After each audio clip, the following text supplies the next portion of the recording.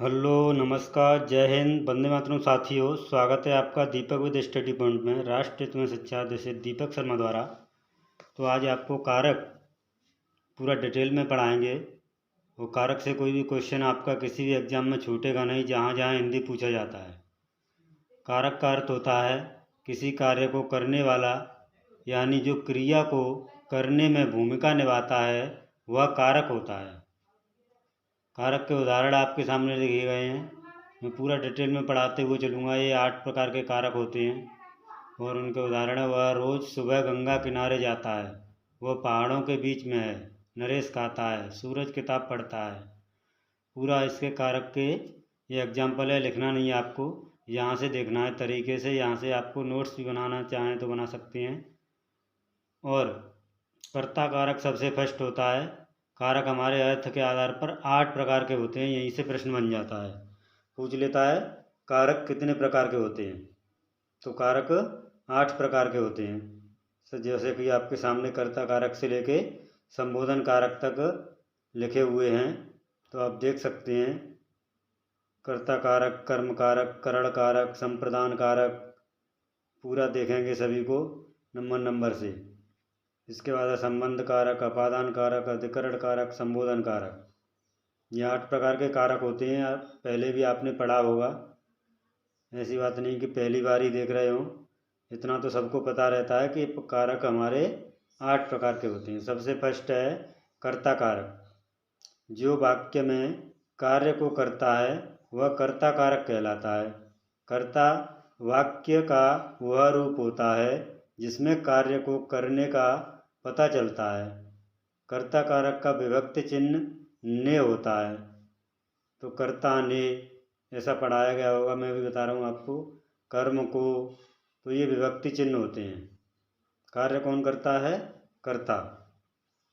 इसी तरीके से वही कर्ता कहलाता है। और चैनल को सब्सक्राइब करते हुए चलेंगे। अगर आपको हमारा कंटेंट ये समझ में आ रहा है, मैंने अंडरलाइन करती है। कर्ता कारक को व्यक्ति चिन्ह याद रखना है, बस ने होता है। कर्ता ने, इतना याद रखेंगे। दूसरा है कर्ता कारक के उदाहरण। मेरे मित्र ने आज यह खाया था, रामू ने आज गाड़ी चलाई थी, टीचर ने आज मुझे पीटा था, सुरेश ने आज केला खाया था, दीपक ने सुबह आज बादाम खाए थे। तो ये ने आ रहा है सब में, तो ये क्या है? कर्ता कारक का उदाहरण है। पूछ लेता है एग्जाम्पल में कि टीचर ने आज मुझे पीटा था, कौन सा कारक है? तो कारक पूछ लेगा, संबोधन कारक है या फिर कर्म कारक है या कर्ता कारक है, ऑप्शन में देकर। तो आपको देखना है ने सबसे पहले आ रहा है और कोई नहीं है, तो कर्ता कारक के उदाहरण है ये, इतना याद रखना है। आगे बताएंगे ने के बाद से भी आता है, को भी आता है। जब तीनों ही मिल जाते हैं हमें, तब कौन सा कारक होता है? जैसे ने भी मिल गया, से भी मिल गया और को भी मिल गया। तो सबसे पहला है कर्ता कारक। दूसरा है हमारा कर्म कारक। वह वस्तु या व्यक्ति जिस पर वाक्य में की गई क्रिया का प्रभाव पड़ता है वह कर्म कहलाता है। जैसे कर्म कारक का विभक्ति चिन्ह को होता है, कर्ता का ने होता है और कर्म का को होता है, इतना याद रखेंगे। तो वही कर्म इम्पोर्टेंट है ये, यानी कि कर्ता का प्रभाव कर्म पर पड़ता है और को विभक्ति चिन्ह मिलता है। जैसे ने भी मिल जाए, को भी मिल जाए, अभी मिलेगा आपका। जैसे उदाहरण में कर्ता में ने मिलता है और कर्म में को मिलता है। जैसे राम ने रावण को मारा, तो ने मिल गया और को भी मिल गया, तो कर्ता कारक हम मार सकते हैं, लेकिन नहीं, यहाँ पर को मिला है लास्ट में। तो बाण से मारा कर दें हम, तो कौन सा हो जाएगा? से भी मिल जाएगा। तो यहाँ पर पीछे वाला देख के चलते हैं, को। तो को आ रहा है हमारा पीछे से। राम ने रावण को मारा, रमेश ने राधिका को तमाचा मारा, माँ ने अपने बच्चे को दूध पिलाया, कुत्ते ने मेरे दोस्त को काट दिया। तो को देखकर चलेंगे बस। राम ने घोड़े को पानी पिलाया, पूरा यहाँ पर भी को आ रहा है। सब में को दिखाई दे रहा है आपको, तो कौन सा कारक है? कर्म कारक। कर्ता का प्रभाव राम ने घोड़े को, तो घोड़े पर प्रभाव पड़ रहा है। इसके बाद है आपका नंबर 3 पर करण कारक। करण कारक में क्या होता है, जिस रूप से क्रिया के करने के साधन का बोध हो उसे करण कारक कहते हैं। यानी जिसकी सहायता से किसी काम को अंजाम दिया जाता है वह करण कारक कहलाता है।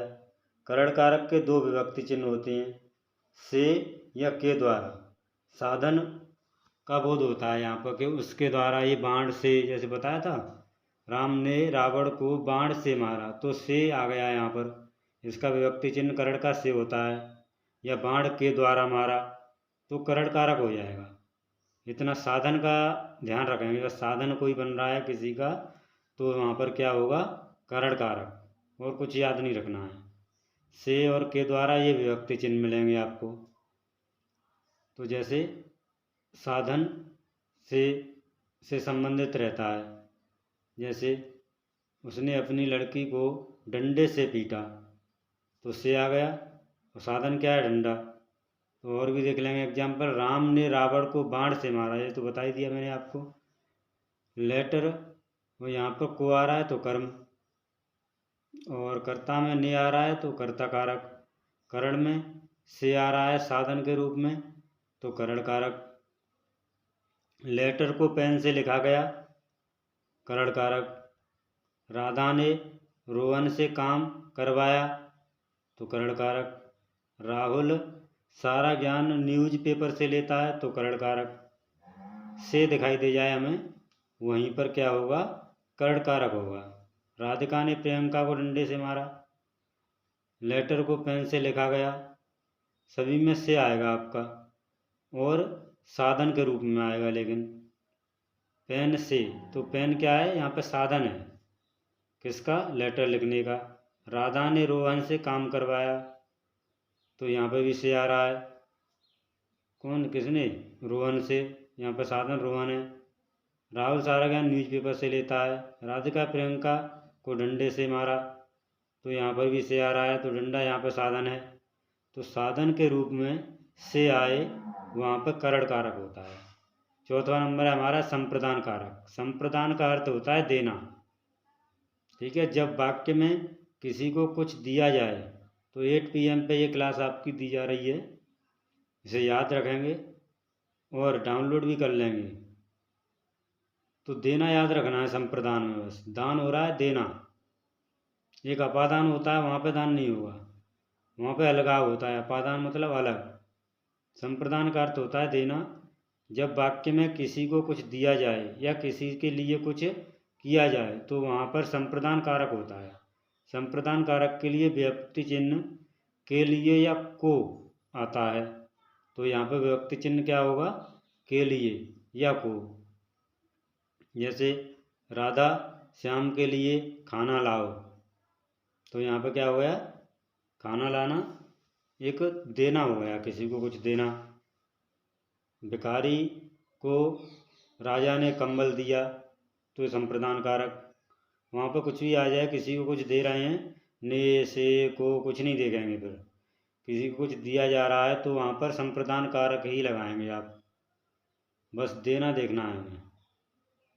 कोई किसी को कुछ दे रहा है, दान दे रहा है, राजा ने भिखारी को दान दिया तो वहाँ पर संप्रदान कारक। तब तक चैनल को सब्सक्राइब करते हुए चलेंगे साथियों, लाइक भी करेंगे, कमेंट भी करेंगे, बताएंगे कहाँ पर कोई आपको ये टॉपिक कैसा लगा।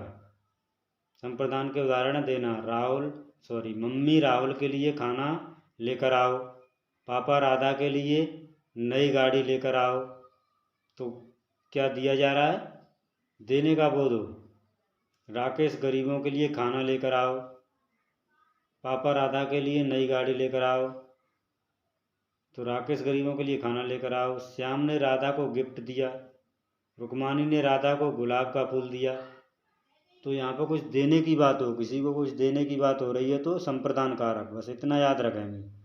के लिए या को इसका विभक्ति चिन्ह है, तो पता ही चल जाता है कि के लिए लगाकर ही किसी को कुछ देंगे। इसके बाद है आपका संप्रदान के उदाहरण, तो आपने देख ही लिए। तो उदाहरण के बाद कमेंट भी बताएंगे कि क्या है कमी या फिर कैसी क्लास लगी, सब कुछ बताते हुए चलेंगे। 5वें नंबर पे है हमारा अपादान कारक। जब संज्ञा या सर्वनाम के किसी रूप से अलग होने का बोध होता है वह अपादान कारक होता है। अपादान कारक भी विभक्ति चिन्ह से होता है।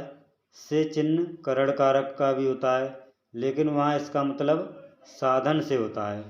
करण कारक में से मतलब क्या होता है? साधन से।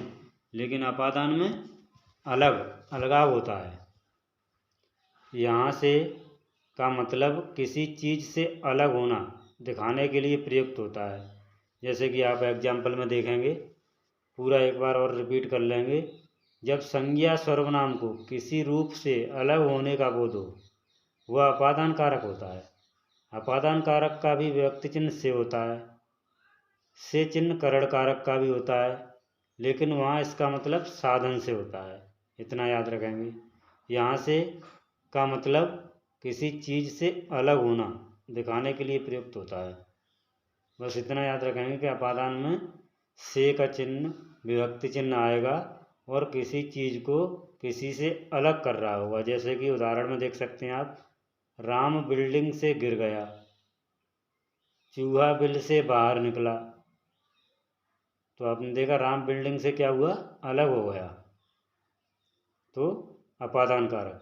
चूहा बिल से बाहर निकला, चंद्रमा सूर्य से काफ़ी दूर है, बिजली के तार खम्भे से नीचे गिर गए। तो बिजली के तार ऊपर खम्भे पे लगे हुए थे, तो उसमें से क्या हुआ? एक टूट के नीचे गिर गया। तो ये क्या हुआ? अपादान कारक। राधा के हाथ से रोटी गिर गई, तो रोटी अलग हो गई उसके हाथ से। मेरे हाथ से कल मोबाइल गिर गया। तो कोई चीज़ किसी से अलग होती है तो वहाँ पर अपादान कारक होता है। नेक्स्ट है नंबर 6, संबंध कारक। संज्ञा या सर्वनाम वह रूप, संज्ञा या सर्वनाम का वह रूप जो हमें किन्हीं दो वस्तुओं के बीच संबंध का बोध कराता है वह संबंध कारक कहलाता है। तो आपस में संबंध बताएंगे। संबंध कारक का विभक्ति चिन्ह काके की, नाने री, रारे री होता है। जैसे वह राकेश की बेटी है, तो का आ गया या की आ गई। ऐसे ही ये विभक्ति चिन्ह आए और किसी के बीच में संबंध का बोध हो रहा हो, यानी कि आपस में जोड़ना हो रहा हो। संबंध जानते हैं सभी लोग। तो यह बाइक पूजा की है, तो यहाँ पर बाइक और पूजा का संबंध बताया जा रहा है, की आया विभक्ति चिन्ह। वह राम की बेटी है, राधा ने मोबाइल फेंक दिया। बच्चे का सिर दर्द कर रहा है, वह सुनील की गाड़ी है। रोहन का घर गांव में है। यहाँ सब में क्या है? संबंध बताया जा रहा है एक दूसरे से। इस तरीके से ये संबंध कारक आपका पूरा हुआ और उसके एग्जाम्पल भी आपने देखे। और कंटेंट पसंद आया तो चैनल को शेयर ज़रूर करें, सब्सक्राइब ज़रूर करें। और नेक्स्ट नंबर है आपका अधिकरण, संबोधन, सभी हो गए पूरे कंप्लीट। 8, अधिकरण में क्या होता है? संज्ञा का वह रूप जिससे क्रिया के आधार का बोध हो उसे अधिकरण कारक कहते हैं। इसकी विभक्ति में और पर होती है। भीतर, अंदर, ऊपर, बीच आदि शब्दों का प्रयोग इस कारक में किया जाता है। तो यहाँ पर क्या होता है? अधिकरण कारक। जैसे उसका अधिकार जताया जा रहा हो किसी चीज़ पर, कर्ता का। तो में या पर विभक्ति चिन्ह होते हैं इसके। अंदर, ऊपर, बीच ये भी विभक्ति चिन्ह होते हैं। तो इनको देखते हुए चलेंगे।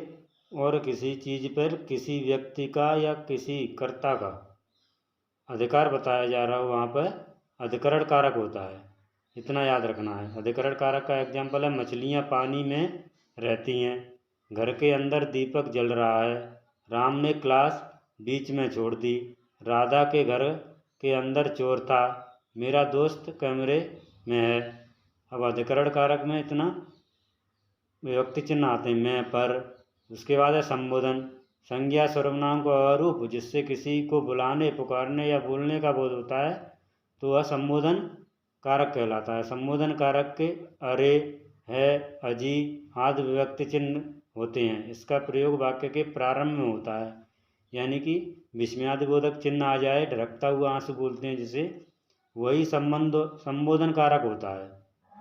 संबोधन कारक में क्या होता है? एकदम अचंभा सा होता है कि अरे तुम कितनी सुंदर लग रही हो। तो ये क्या है? एक अचंभा होता है। तो इसके एग्जाम्पल भी देख लें, ये चिन्ह मिलेगा आपको, अरे अरे, हे भगवान, अरे अरे, रमेश तुम क्या कर रहे हो। इस तरीके से यह स्लाइड पूरी होती है, इसे आप देख लेंगे। जय हिंद, वंदे मातरम साथियों। और अपना कमेंट भी करके बताएंगे ज़रूर।